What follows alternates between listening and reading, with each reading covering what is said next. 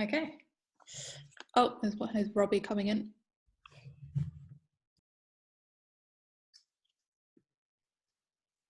Hi, Robbie.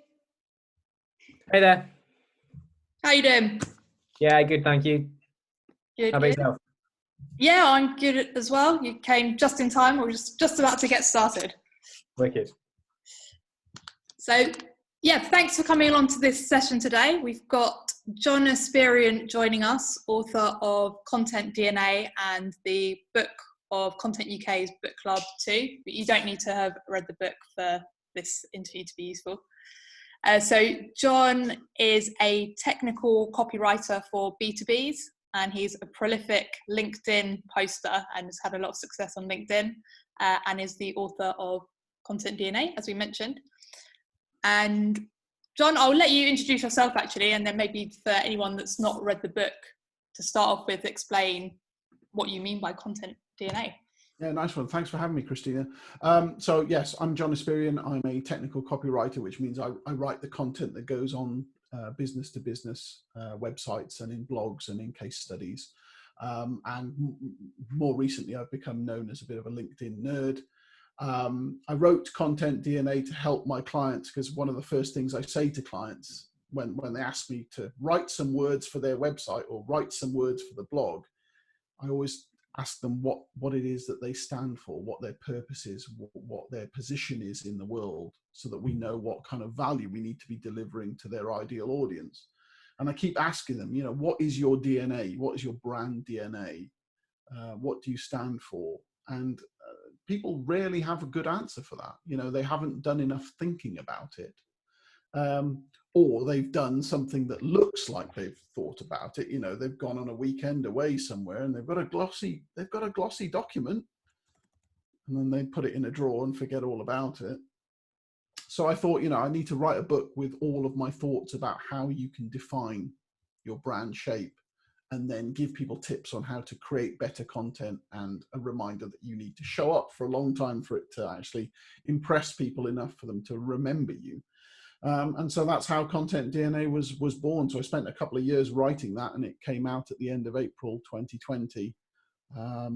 So yeah, it's aimed at small business owners who want to have better control over their marketing and their content, and to create a brand, I suppose, that is noticed, remembered, and preferred.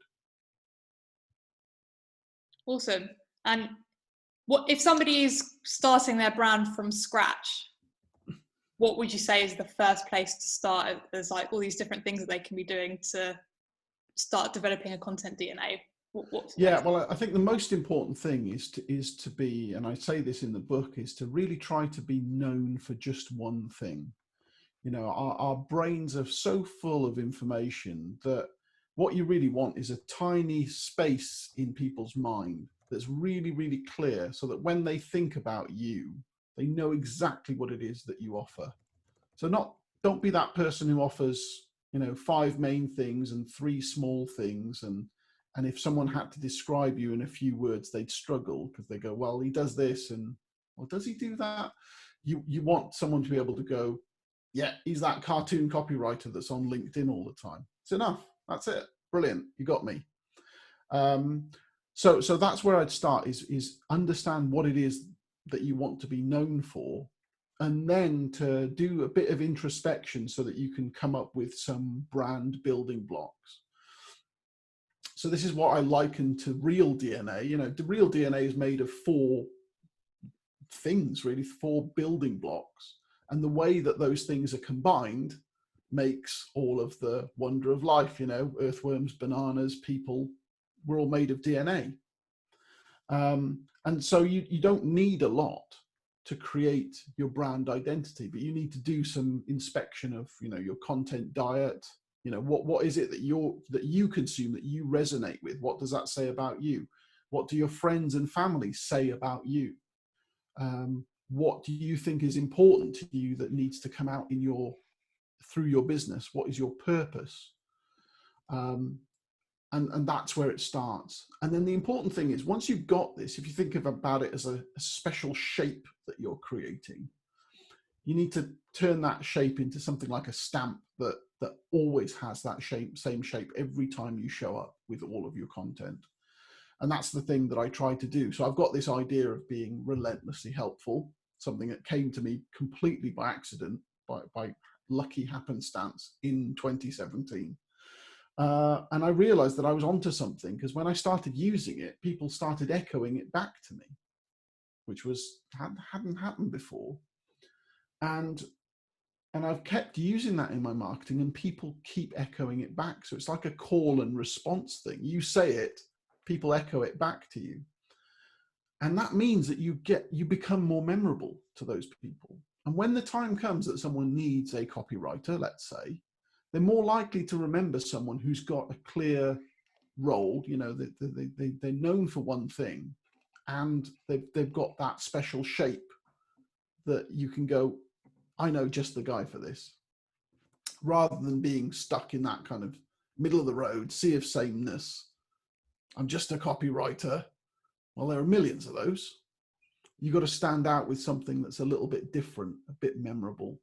And so content DNA is really defining what your shape is all about, and then making sure that you put it in everything you create, so that every time you turn up, those brand building blocks are expressed through the content that you put into the world. And you need to do it over a long period for it to really have that kind of drip effect on people, and people go, yeah, okay, I remember him now. He's my guy. Yeah, I think you've done a really good job of cementing that relentlessly helpful tagline for yourself, and the consistency of your brand. Even like now, how you've got your content DNA background and the t-shirt and the mug. Have you got any other examples of where, when you say have that one thing everywhere, of how you're doing that? Yeah, well, I mean, that comes back to things like tone of voice, you know, because although what you're seeing right now is very visual, isn't it? I've got the consistent colors, you know, I'm wearing the t-shirt and all of that stuff. But actually, I'm a writer, and whatever you define that brand to be, it has to come out in everything that you write. And so you might think, well, okay, I'll put it on my website then, but all right, but everything you write. So in your invoices, in your voicemails, in your email signature, all of those little opportunities for micro copy. So, you know, like, for example, if someone books a consultation with me, I've got this quite fun tone of voice in mind. I always like to be a bit cheeky and irreverent. So someone books a consultation with me, and I'll send them a text message that says, you know, here's the date and time for our consultation. Make sure you're dressed on your top half. So it's just a case of thinking, what are the possible touch points for someone to interact with me? Where can I put some personality? And it's great to do that, even in the places where people would never expect it. So in a privacy policy, you know, in automated emails, when someone signs up your email list, don't just send them a MailChimp, you know, you've been added. Everything needs to be customized to be telling the same story, so that it just reinforces what that brand is all about. It's all about being memorable. That's what it is. If you're memorable, you will get chosen. If you're not memorable, there's very little chance of you being chosen. And are there any either freelancers or brands that you think are doing this really well that people can look to for inspiration, other than yourself, of course? Yeah, I think freelancer, the first person who comes to mind is someone called Nicole Osborne, who some of you might know. She's head of Lollipop Social, and she's always got a lollipop in her background and stuff, you know. So she's kind of like a personal branding consultant. She does that really, really well. I've said to her many times that she's fantastic. But for bigger brands, I think, or actually for any business, you've got to think about it in terms of the tone of voice, but also the visuals as well. So if you're thinking about, you know, let's say you're thumb scrolling through social media, a million miles an hour, right? If someone's got a really clear visual brand, even if you don't stop and consume the content, you'll kind of mentally clock the idea that that person is still around, or that brand is still around. They're still relevant in some way. They're still saying something. They're still in the conversation. That's where you definitely want to be. And in terms of writing, it's got to be something that even if you took the logo and the colors away, it would still be recognizable. And that's definitely the case when you think of, you know, content that Apple create, content that Disney create, content that people like MailChimp create. You could take the visuals away and read the content and go, I know, you know, I kind of know who's done this. That's where you want to get to. So any brand that does that, where they're recognizable even without the visuals, that really is powerful. But certainly the visual aspect is quite important. And even though I'm a writer, I understand the power of good graphics to kind of reinforce your personal brand. Yeah, that's really valid. Just remembering both the writing and the visuals all play into it. It is, yeah. Yeah. And also video as well. You know, I mean, I know a lot of people don't really want to be on camera, but actually I'm increasingly getting myself on camera because, you know, video content tends to do really, really well on LinkedIn, which is my main social platform. But there's just the intangible benefits. You know, you can see someone being animated, and you can see someone getting across, you know, let's call it passion for the subject, which you can't always get through writing or through images alone. So even though I'm a writer, I do understand the power of video in making a connection with people. I guess we're all experiencing more of that now that we're in lockdown, that, you know, video is pretty much the only way to conduct a lot of kinds of business these days. And so if you haven't embraced it yet, it's certainly high time to start now. When, in terms of video, I know a lot of people know that it's a really powerful channel, but lots of people feel really scared to get on camera and put themselves out there. And I know you talk a lot in the book about being unapologetically you.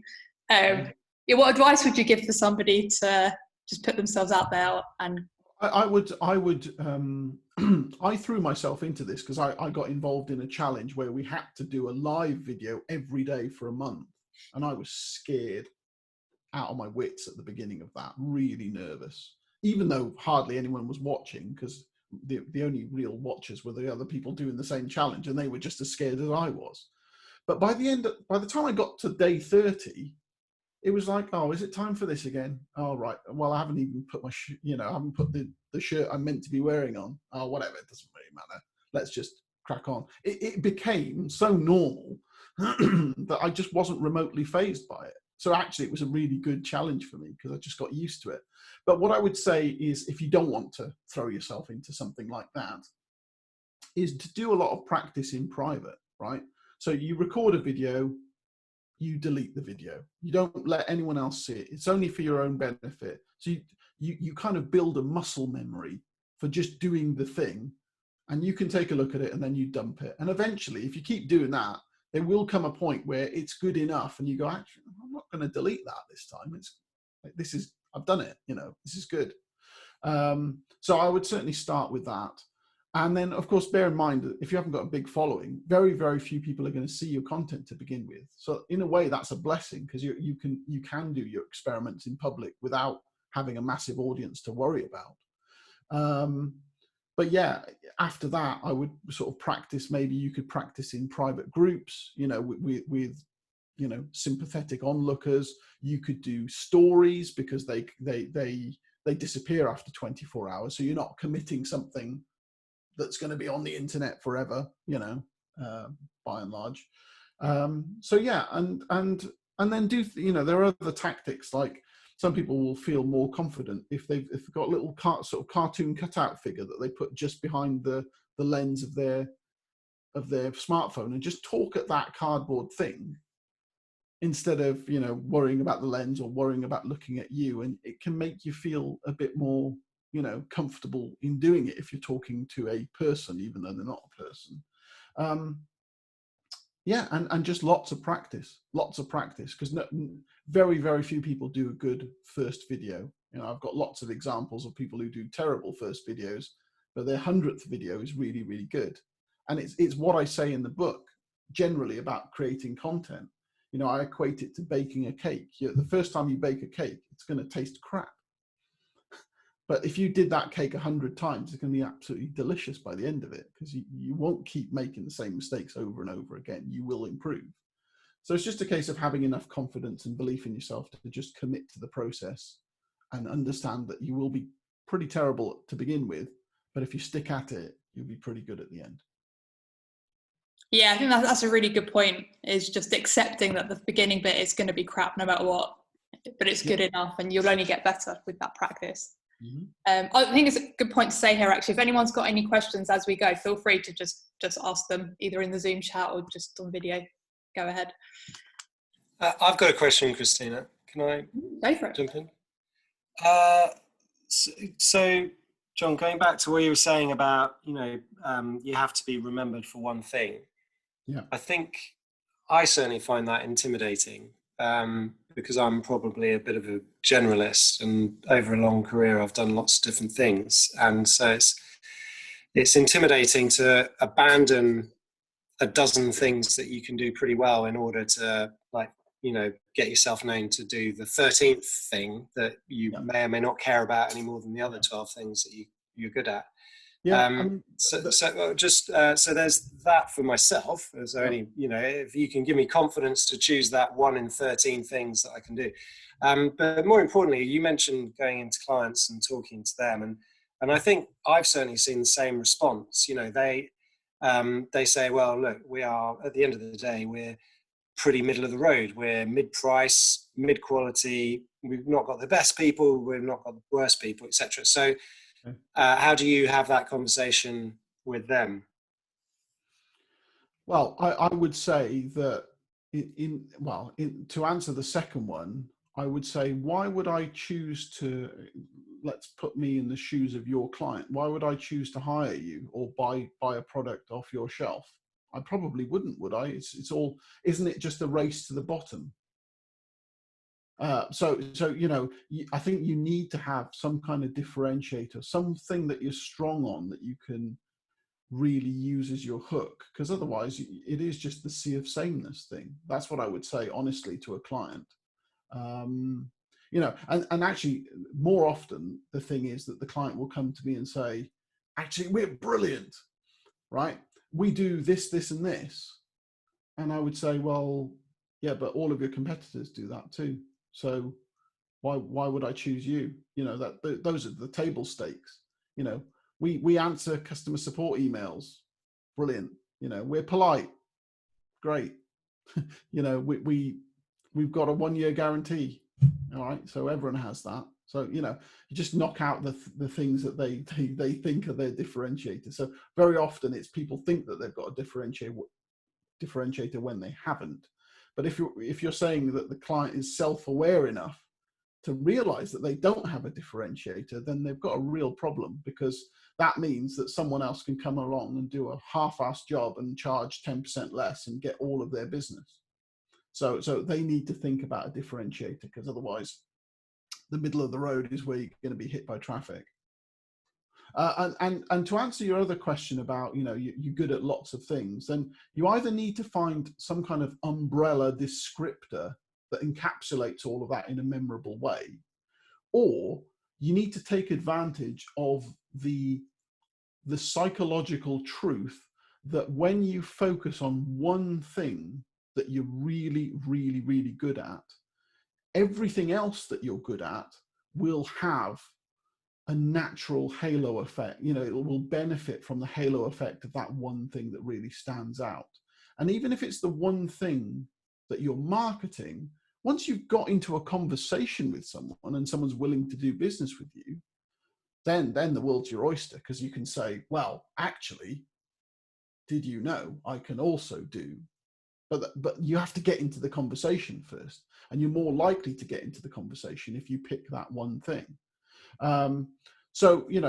There's, I can't remember which car rental firm it was, and there's loads of car rental firms around, and then one of them decided that they were going to deliver the car to your address rather than you having to go to their showroom to pick it up, which is the way that all car rentals used to work.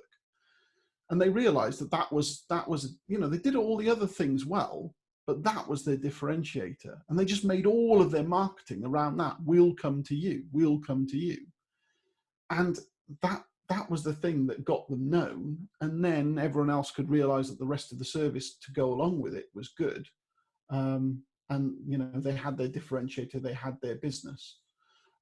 Just kind of pick, I would say, pick whatever it is that you're best at, where the money is, and try to focus as much as possible on being known for that one thing. Because I mean, I don't know anything about you, okay? So if I were to meet you and then meet someone else, and that other person said, "What does Simon do?" I'd be going, "Oh, well, he does this and he does that, and I think he does this." You don't want that. You want someone to be able to describe you really, really quickly. Yeah. So there's one exercise which some marketers recommend, which is it's called the 3-1-3 exercise, where you try to describe what your business is all about in 3 sentences, and then you try to describe it in 1 sentence, and then you try to describe it in 3 words. And you should be able to do all of those things. And if you're doing like 13 different things well, yeah, it's going to be difficult unless you can come up with that umbrella descriptor, as I said earlier. Hope that makes some sense. Do you have a method for, Yeah, it does.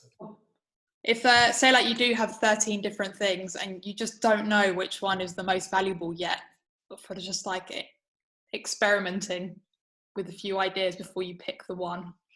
Yeah, well, I mean, I would just tell people to try and either focus on the thing that is most likely to be a profitable niche, or something where, you know, that is profitable but also gets you into your flow, you know, the activities where you completely lose track of time.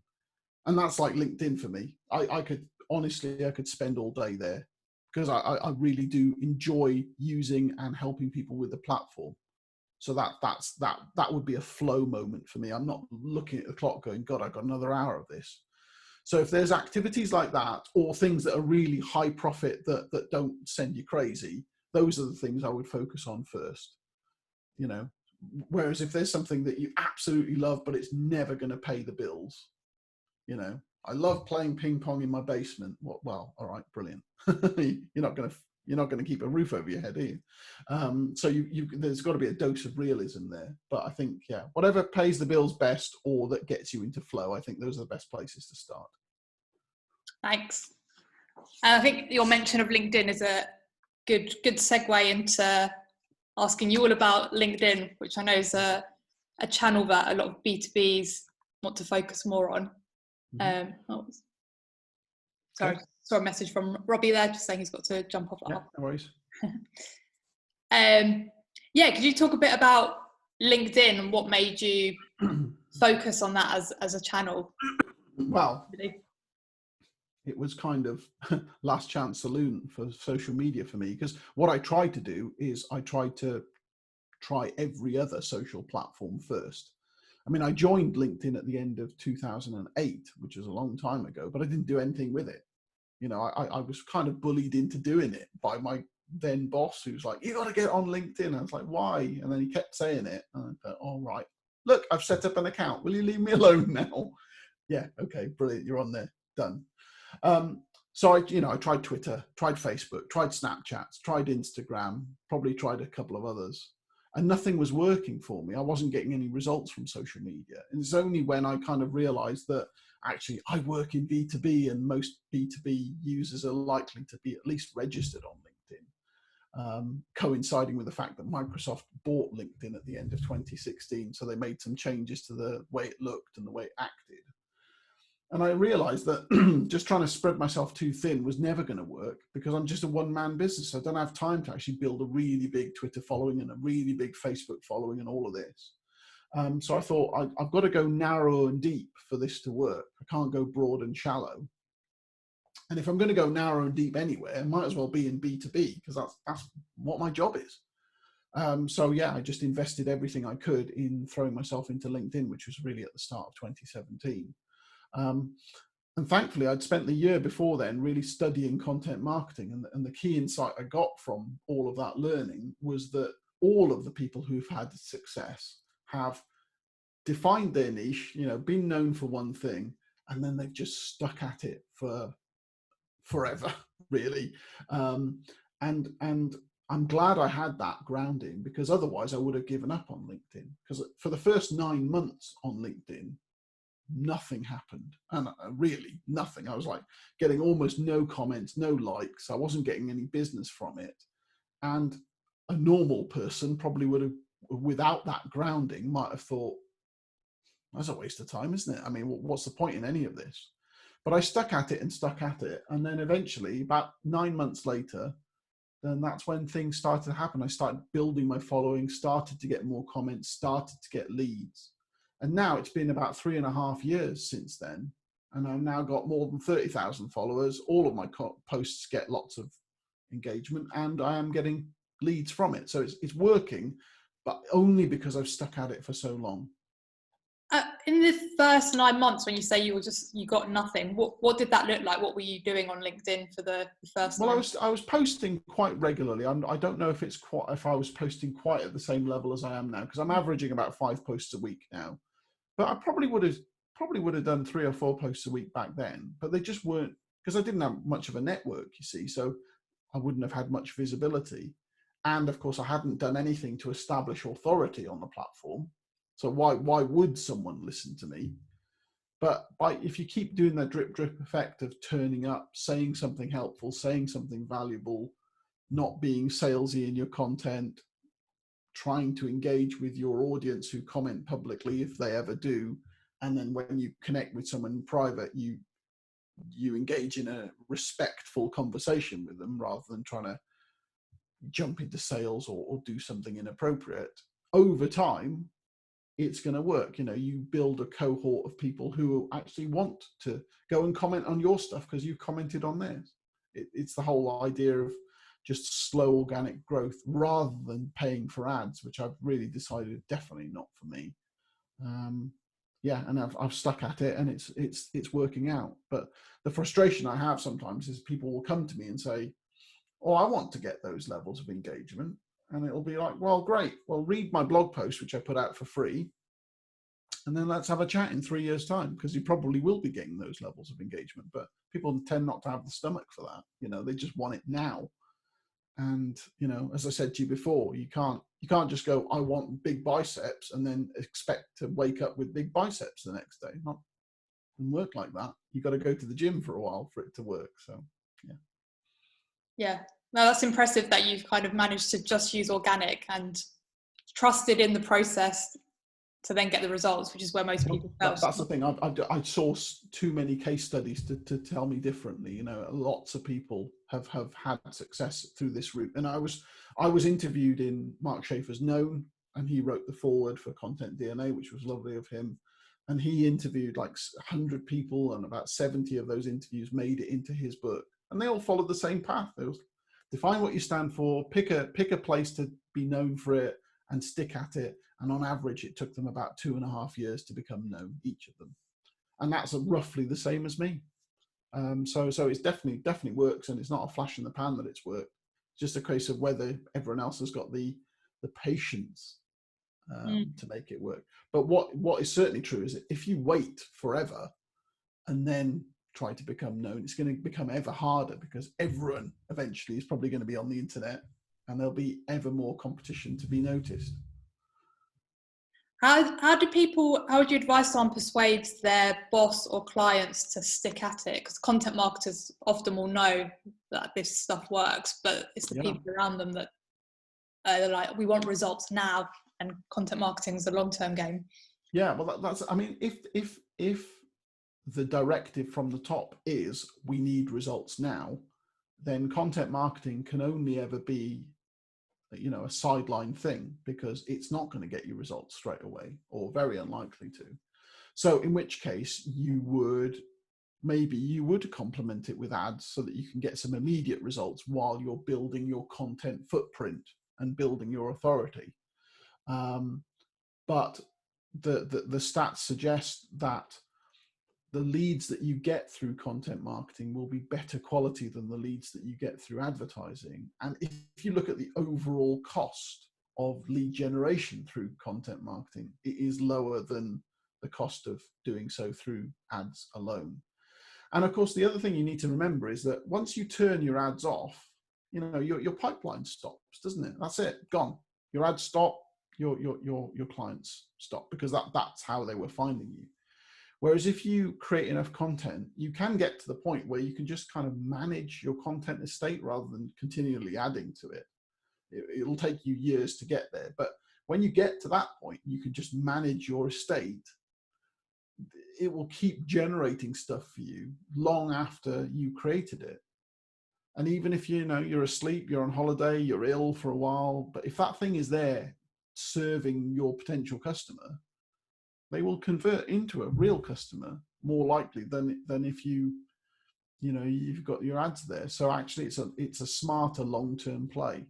And I do say in the book that ads are a cost, content is an asset. And if you intend your business to be around for a long time, which I'd like to think that most business owners do, if you're expecting your business to last 10 years or more, then it's probably worth spending a few years actually building it through your content, as opposed to just getting results right now by placing adverts. Yeah, absolutely. I think that's a good way of persuading the powers of above. It's just maybe doing some ads on the side and then slowly building up that library, as you mentioned, to reap the rewards in the long run, for sure. Yeah. And at the moment, what does your process look like for posting on LinkedIn? How do you prepare lots of content in advance and then post it throughout the week? What does that look like? I don't really, to be honest, because I'm rarely stuck for ideas, and very often my content is based on real questions that people have asked me, either through direct message or a client has asked me something. And if those are real opportunities, if someone has asked you something, that means that possibly they've looked for the answer before and haven't been able to find it. And so it's your opportunity to create something that will serve them and serve other people like them in the future, which is a really good win, isn't it? Because the person who's getting served in the moment is thinking, wow, I asked him that question yesterday and he made a blog about it a few days later, or he posted about it on LinkedIn. That's fab. But then the person who comes down like 3 months later, who had that same question, who finds that content, will go, oh, right, he knows what he's talking about. And he's probably answered this 1,000,000 times before. So it's a really good authority building thing. So because I get lots of questions, I always get lots of ideas for content. And then when I come to writing my content, I mostly do short form posts. I write them in a separate note document first, because LinkedIn can sometimes be a bit temperamental and lose your content and there's no save button. So I write them out in a separate note first and then post them. And I tend to post on average about 5 times a week. But really that's probably the maximum you should ever aim for, because posts stay live on LinkedIn for quite a while. The engagement potential is long on LinkedIn. And also LinkedIn has got the LinkedIn algorithm has got this thing where it won't promote 2 of your posts at the same time. So if you post something and it does really well, the last thing you want to do is then post something the next day or a couple of days afterwards when it's still flying, because you're just going to either kill the new post because it's not going to get the oxygen it needs, or you're just going to starve the one that was doing well while the new one starts to take off and maybe it never does take off. So really you should wait until the engagement dies down a little bit before you put multiple stuff out, which is, for example, that's not true on Twitter. And I know, just a couple of days ago, I put out 2 tweets quite close to each other. Both of them have actually done pretty well. I'm not really big on Twitter. I've got 4,000 followers, right? But both of the tweets did well, and they were doing well at the same time, likes and retweets coming in at the same time. That will never happen on LinkedIn. It will only promote one of them properly. That's really interesting to know. I did not know that. And I think Helen just posted she didn't know that either. That's very interesting. Speaking of the LinkedIn algorithm, you mentioned in the book a few tips that people can do. One of them was, if you want to post the link, post your post, then then go back and edit it and add the link in. So that is that still true today? That is still true, but there was a change to the LinkedIn algorithm earlier this year. So after I finished writing the book, which meant that LinkedIn it stopped penalizing links in posts. But the method that I mentioned in the book, the write post edit method, So you write the post without a link, and then you post it, and then you edit it, and you put the link in. That still has a marginal benefit over just putting it in directly. But because putting it in directly is so much easier, then it's not anywhere near as bad as it used to. So I did a test on this in June with just seeing whether this algorithmic change was really true. And when I used to put links in posts, my post would get about 500 views on average, which for me is terrible, really. But after the change, I did the same test for a month, and the average views was 11,000. So that's a huge change. So that obviously shows that LinkedIn has changed its attitude towards links. And it's because they've introduced this measure of dwell time. So if the more time that people spend reading or consuming your content without clicking away, the more valuable LinkedIn sees the content as being.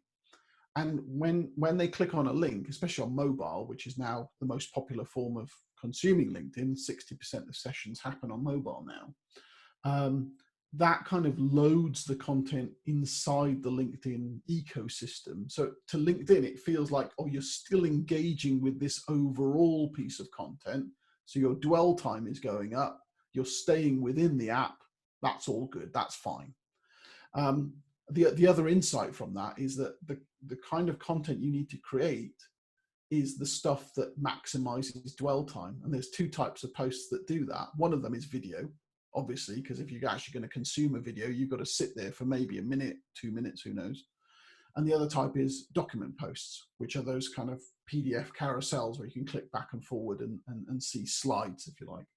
That kind of stuff takes a while to get through versus a normal text post that you might be able to rattle off really quickly, or an image post that you could just scroll right by and still get the information. So video posts and document posts are good for dwell time, and therefore they're really good for visibility through the LinkedIn algorithm. Oh, that's really interesting to know. What are your thoughts on LinkedIn stories that seem to be been introduced recently? Is that something? Yeah, they came to the UK only recently. I've done only a few of them, to be honest, but most of the stories I've seen from other people are pretty ropey, but then it's a brand new thing. So I think people are still finding their feet with them. But the evidence does suggest that it can lead to greater visibility of your main content if you're regularly creating content. Creating stories, and maybe that's partly psychological, because on your LinkedIn home feed on mobile, you'll see the person's face in a circle at the top of the screen along with all the other stories that you've got, and that kind of reminds you that that person exists, and therefore maybe you'll be marginally more likely to interact with their stuff if you see it in your main feed. So it could be a psychological thing. It could also be LinkedIn doing an algorithmic thing, which is, or this person is trying to put more content onto our platform to keep more people engaged on our platform so that we can sell them more ads or sell them LinkedIn Premium. Let's give their content just like a 5% boost or something. We don't know. We're just inferring this. We're guessing. But it does seem that stories can help marginally. Maybe we'll reach a stage where everyone gets really bored of them and no one will use them. But I think there's some space for it. We talk a lot about doing the whole authenticity thing and showing people what your life looks like and stuff, and you can do that in a business context. So if you're saying, well, here I am writing a blog post, and yeah, I'm going to be doing it in Word, and then we're going to export it to WordPress, and this is what it looks like. Well, some people might be interested in that, and they might go, yeah, okay, I'm going to hire you because I like your process. Or I'm a photographer, here's me setting up my camera. There's all sorts of business stuff that people might find interesting with it, and it's easy enough to use. So I recommend people give it a go, and especially if they're scared of video, it's a kind of low risk way of giving it a try, because no one expects polished stuff for something that's going to vanish in 24 hours anyway. Yeah, for sure. It'll be really interesting to see how people start using that. Helen's just commented saying the algorithm seems to have gone crazy at the moment, unless it's just me, but others have said similar, and lots of old posts are still getting shown to people days later. Yeah, I'm seeing that myself as well. Stuff that's been live for 6 or 7 days suddenly pops into my feed, and I go, oh God, well, I'm commenting on this now, but I'm only seeing it now. So I'm not being tardy, But yeah, I don't know why LinkedIn does that. But one interesting side note about that is that LinkedIn posts that go viral don't actually go viral until about day 7 or day 8. It's weird. So that, you know, they've got this weird kind of profile where they're reasonably popular, and then all of a sudden they get a massive spike, and then they go into the jet stream. And possibly there's some kind of human element to that, where LinkedIn editors are looking at stuff and go, that's really good, we're going to show that to everyone. I don't know, but yeah, there's definitely a lot of the algorithm showing us stuff that's really, really old. But it's good to remember as well that your LinkedIn home feed, you can order it by recent. So by default, it's ordered by top, which is what it thinks is most relevant. But you can just say, just show me the recent stuff. So if you want to kind of break past the, you know, the way LinkedIn wants to show you stuff, you can just see whatever's new and happening right now.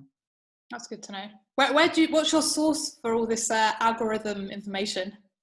It's my network of LinkedIn trainers around the world who Okay. share stuff with each other, but also it's my own experiments. You know, I like poking and fiddling with these things, seeing what settings do, seeing what happens. You know, what happens when you put a link into a post or not, or put it into the comments, or, you know, change a setting about notifications, or if you change to follow first mode. That's another thing I did. You know, that experiment's been running for 2 years now, where instead of getting people to connect with me, I prompt people to follow me, because I'm a content creator. I don't necessarily want to have to sit there reading through 100 invitations. I just want you to click a button and see my stuff.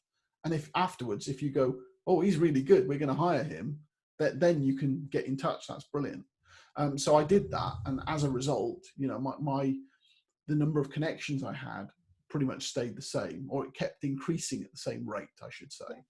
But the number of followers I had really went through the roof, you know. So I'm now more than 30,000 followers because of making that change 2 years ago. Oh, wow. Whereas if I hadn't, I'd probably be just a little bit more than my number of connections is now, which is about 7,000. So I've probably increased my following count by, you know, 20,000+ because of making that decision. Interesting. And what are your thoughts on LinkedIn brand pages versus personal brand? Because I've always found it a lot easier to get engagement on the personal side of things, but when I've been doing company LinkedIn pages of companies, the engagement's always really, really low compared to when it's from the same post but from a personal account. Company pages are really good for authority and for people doing their due diligence and wanting to make sure that they're dealing with a proper grown-up business that does the right things. You know, they're good for the research-based clients who want to just be sure, just want to check up on you. They're terrible for visibility. Organic visibility is virtually zero with a company page. So it's much better to create content on your personal profile.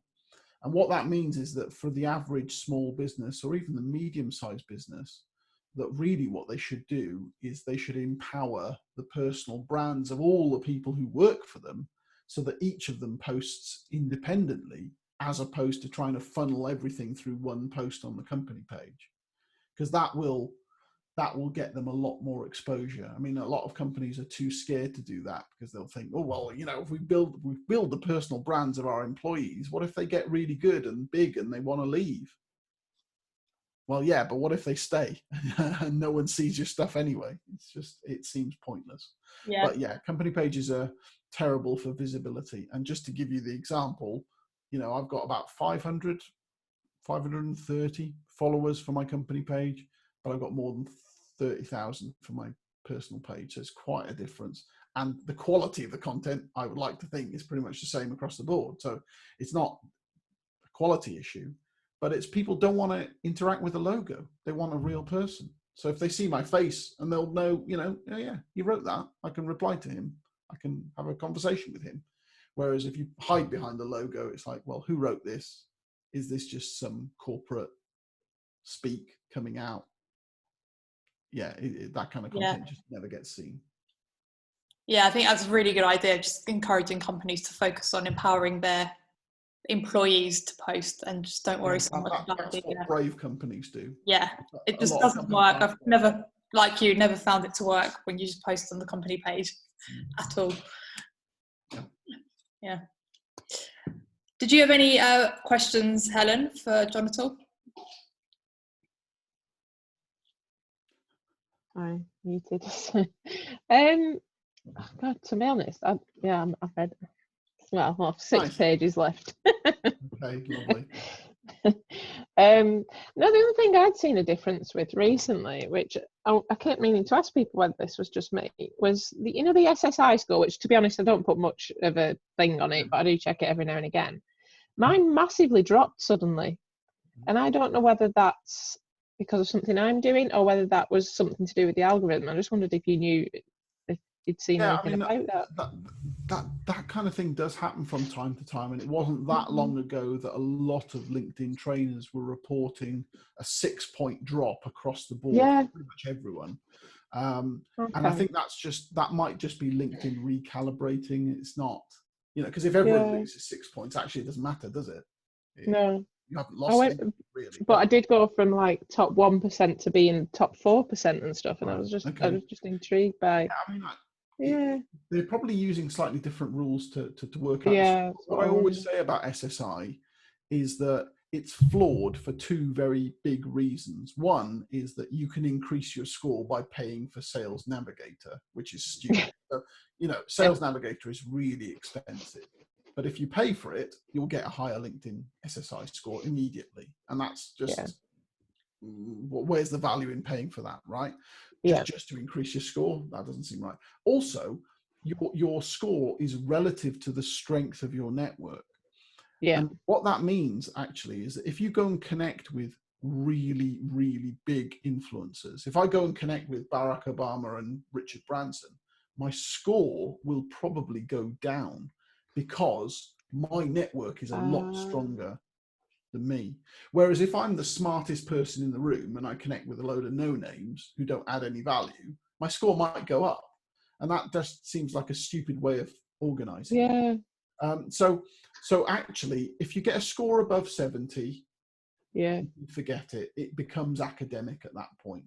That 70 shows that you've done all of the things with your profile, that you're connecting with people, that you're probably messaging with people or in groups, and you are a proper LinkedIn citizen, if you like. Beyond that, the score is academic. Right. Can I ask what's an SSI score? So the SSI is LinkedIn's social selling index. It's a score out of 100 that is scored in 4 categories worth 25 each. Things like engaging with content, building relationships. I can't remember engaging in insights. They've got 4 categories. So if you go to linkedin.com/sales/SSI, you can see what your score is. So everyone gets the same URL. Obviously, it's plugged in for your profile when you're logged in, and you can see what your score is. And it's good for people who are new to LinkedIn because they'll have a low score, and it's a kind of way of gamifying their improvement. So it'll be like, they'll give you some tips like, make sure you've got an all-star profile, and that will get you some points, and some other tips, right? But you'll find that it's actually quite easy to get your score up to 50 or even 60.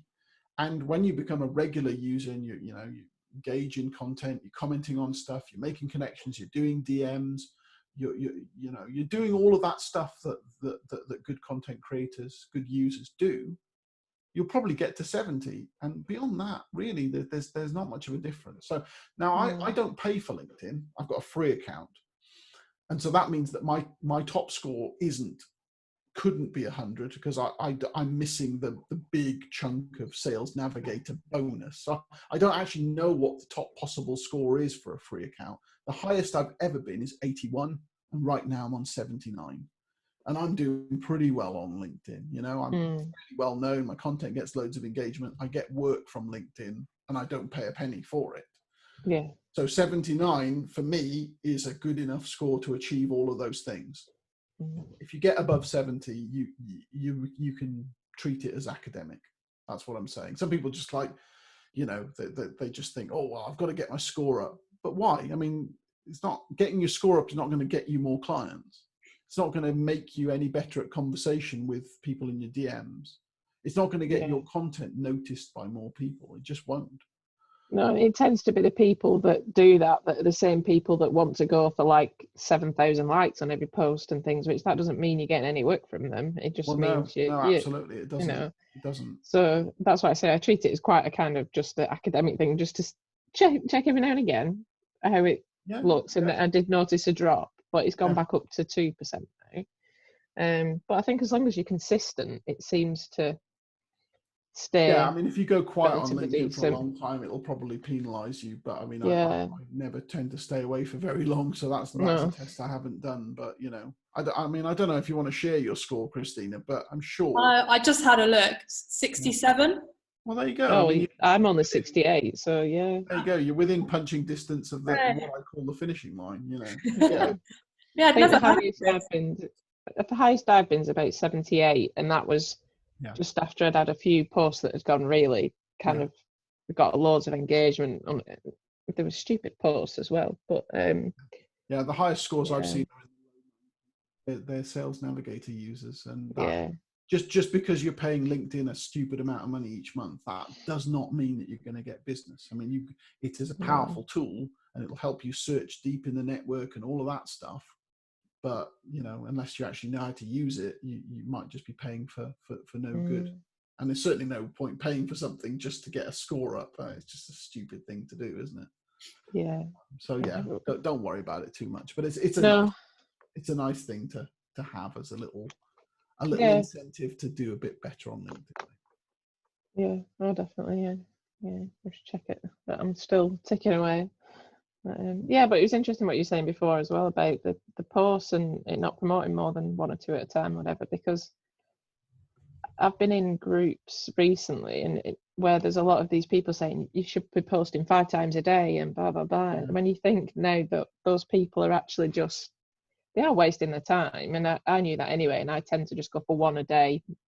Yeah. 2 if I get giddy about something and put a second one on there. Yeah. But yeah, so it makes no sense, and also you've got to think about the kind of business imperative you've got. You want to try and build relationships on LinkedIn. Mm-hmm. That's really what it's all about. And if you're going to post 5 times a day, when are you going to run your business?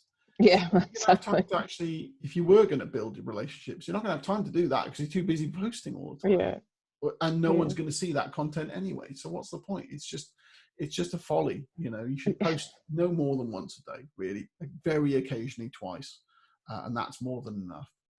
Yeah.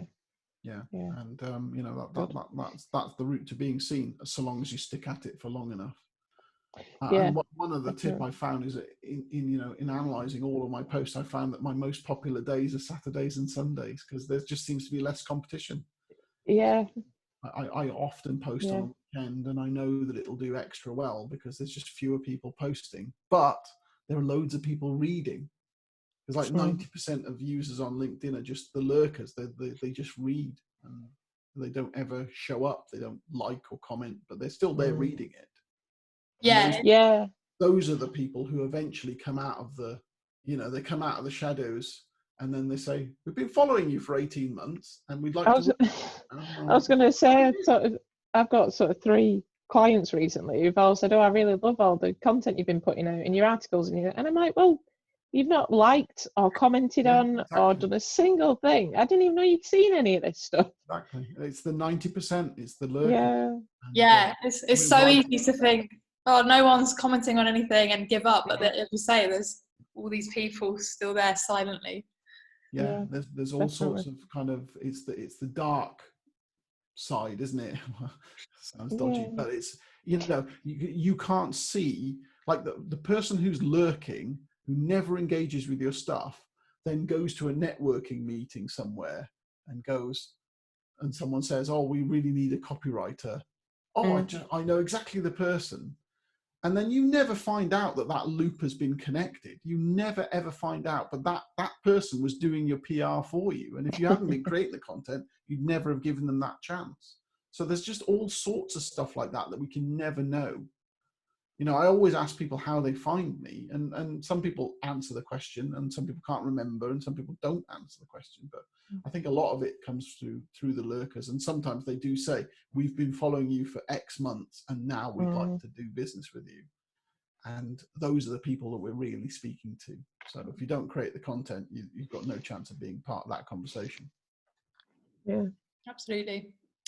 All right, John, I'm conscious of the time, and I know your cauliflower cheese is waiting for you. Well remembered. Thank you. Thank you so much for taking the time to speak to us.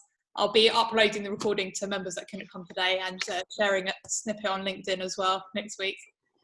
Nice one. Yeah, thanks for having me, Cool. Christina. Nice to meet you, Helen, as well. And I hope it's Thank useful. you. And if anyone wants to connect with me on LinkedIn, you know, that is the place to find me on Yeah. social media. So do please come over and say hi, and we'll have a chat. Amazing. Thank you so much, John. Thank Nice you. one. Cheers. Bye. Bye.